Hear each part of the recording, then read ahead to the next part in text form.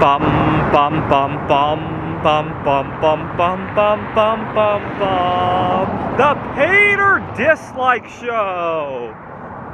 Bum bum bum bum bum bum bum. I was just watching a YouTube video of another silver investor showing off his stack, and he was talking about he started buying silver when it was 3 times face value. Around the same time I first became curious about silver. I didn't have a whole lot of money to invest at the time, obviously. I was 13 years old, and we had just gotten connected to the internet a few years earlier, and I was browsing, and I learned that silver was about 3 times face value, but something odd struck me, because gold at the time was about $250, $300 an ounce, so a double eagle, which had a face value of $20, was going for at least that much, right? Maybe more if it was in a good condition, right? And so it hit me that why is silver only going for 3 times face when gold is going for 15, 20, 30 times face, right? Depending on the condition. And it hit me that either silver is way undervalued or gold is way overvalued. I wasn't sure which one. And I thought about some strategy. I thought to myself, well, if I buy silver now, assuming I could actually afford it, right? I was 13 years old, but if we were to buy silver now, and we're completely wrong, right? Silver goes back to 1-to-1, gold also goes back to 1-to-1. Well, at that point in time, you could trade your silver for gold, and you wouldn't have lost all that much, right? And then I learned that in the 1960s, after we stopped making 90% silver coins, we continued to make half dollars out of 40% silver for a number of years, right? 65 to 70. And they were going for only slightly over face value.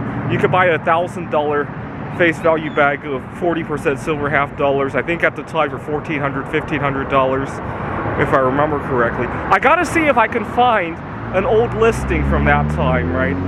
I distinctly remember looking at it, but unfortunately it's been 20 years. My parents at the time were arguing all the time. My dad had just lost a lot of money in the stock market. This was just after the dot-com bubble.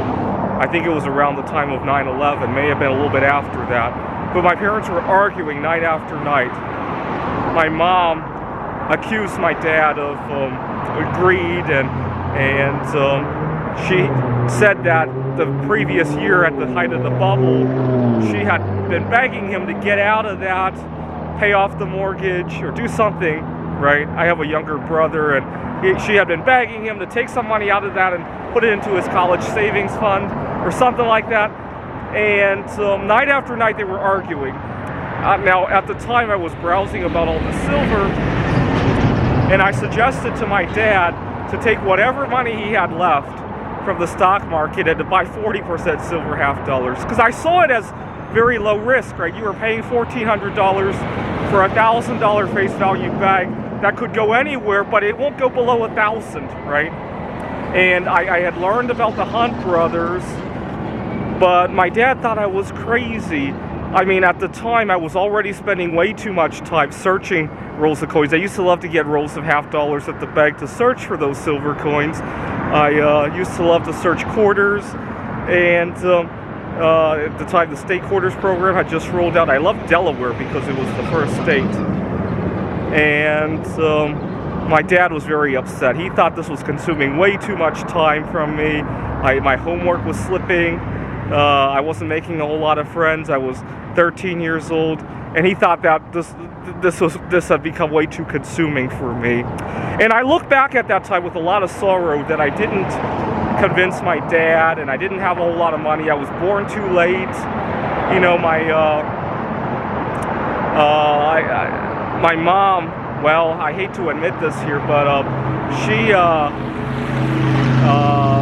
was involved in a different relationship before she met my dad, and they almost thought about getting married and having kids. She would have had a kid 5 years before she had me, and I thought, gee, if only I were that kid, right? I would have been 18 years old at the time that all of this transpired. Maybe I would have bought some more silver than I already did, right? I only bought like a small handful of silver, right? Maybe I could have bought a few 100 ounces instead, right?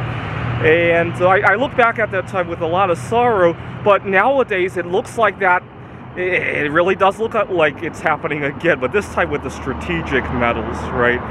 So right now as I speak, bismuth is going for barely more than it did during World War II, during the 1950s and 60s.